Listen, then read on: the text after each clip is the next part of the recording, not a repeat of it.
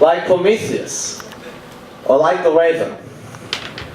We did not birth or build or earn this flame, we stole it.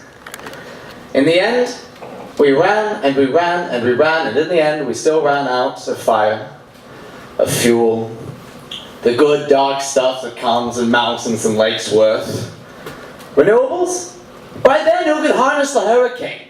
The mill does not run when the flood comes. Solar is a cruel joke when the sun comes too close for too long. The air conditioning does not blow when the wires melt, when hell is in the sky. So we ran and we ran and we ran and we ran everything left on anything left. And maybe we couldn't harvest a star, or at least not the closest one. No one knows how we got the money. God knows how we got the money. Someone in a bunker knows how we got the money. There was nothing left to buy. And so there was built a sun shield, a cross between Sputnik, a middle finger, and a prayer. And the whole world never knew night. And the whole world never knew light. Just a shadow. Just a shade. No one knows how I made it through. God knows how I made it through the years the sun grew red and bloated. Someone in a bunker knows how, and that it hardly matters. A sun's demise is but a new deck on the table, frequented by civilizations that specialize in the cheating of death.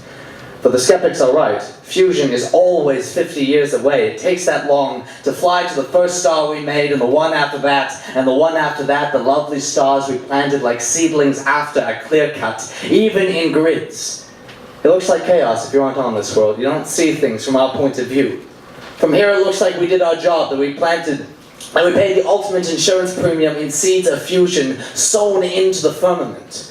And it was a long time before anyone noticed that one of the galactic arms was cramping, that a plantation of light was growing, was glowing like a halo high on fluorescence around a planet drunk on power and its own ability to cultivate it. In the end, we ran and we ran and we ran the system, the sector, the octant, the galaxy, like a pine tree cut down and garroted with Christmas lights, rewriting the very constellations themselves in the imagery of Neon City pointillism in the constant night, in the braille of bottled electricity smashed over the head of everything that came before us. And the good news is that we win. We always win. Always, always survive to live another crisis. In the end, Prometheus is punished. In the end, the raven buries the silent spring. In the end, we keep on running.